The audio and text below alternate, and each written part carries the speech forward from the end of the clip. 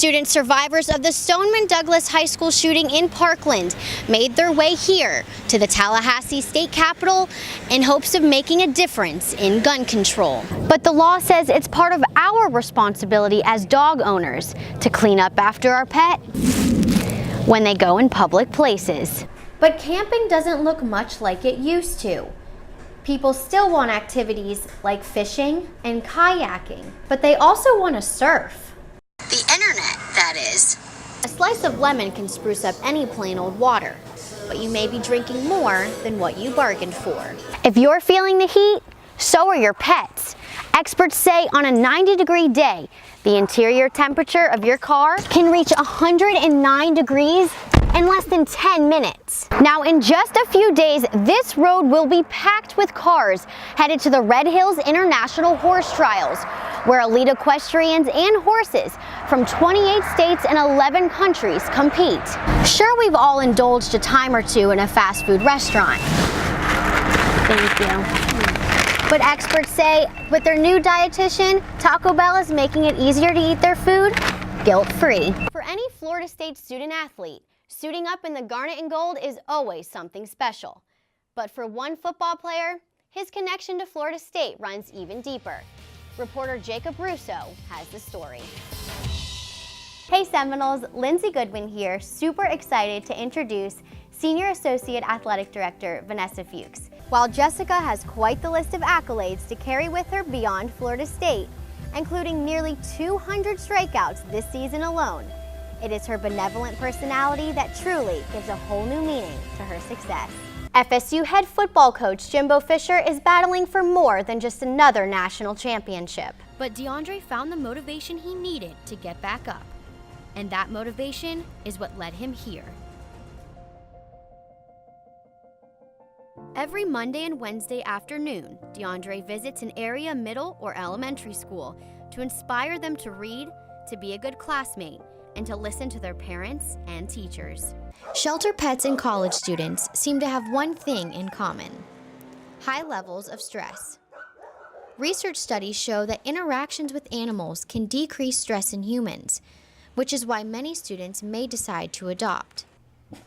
But last year, over 1,500 of those adopted animals were surrendered back to the shelter.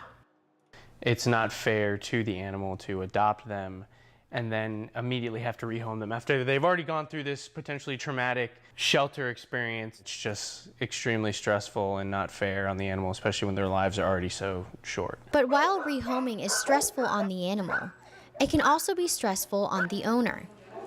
FSU student Nicole Cielski spoke with us on her experience trying to find a new home for the cat that her roommate abandoned in their apartment. We put him on, it's free and for sale. Instantaneously, everyone started just bashing on us. We're like, oh my God, this isn't our animal. We're trying to make sure that this animal is happy. To prevent similar situations from happening, Leon County Animal Service Director Erica Leckington advises students to understand the responsibilities of owning an animal before deciding to adopt.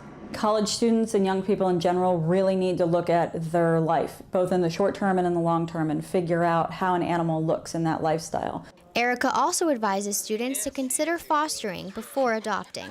For Seminole Showcase, I'm Lindsey Goodwin. The United States Army is the largest branch of our military, with more than 900,000 soldiers. Serving in our military may just be a job, but for Lieutenant Colonel Clinton Alexander, it's a way of life.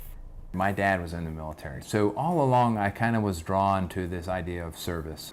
I decided when I was in high school that I was going to, try for the military to become an officer. And in 2004, he deployed out to Iraq, where he says he felt differently than his peers.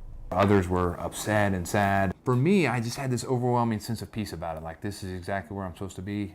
But that sense of peace soon disappeared when he left for his third deployment to Afghanistan in 2011. And I'm thinking, oh gosh, I really believe I'm probably not going to make it back. But the mental stress of the military also had an effect on the family he left behind. While wife Tori Alexander says it was hard emotionally on their young daughters, she believes it's worth it. And I never imagined that I would be going through something like that, but I wouldn't change it life experiences from this are just, you just don't get them anywhere else. And his experiences have led him here, now serving as the battalion commander of the Army ROTC program at Florida State University, where he inspires future officers every day. Colonel Alexander has given me a good insight into what a future officer should look like. He's a mentor. He's teaching you how to be a leader, and that applies to all different fields, whether it's in school, outside of field, or in a different career field. So I think that out of all people, he's definitely the one that's impacted me the most. For Seminole Showcase, I'm Lindsey Goodwin.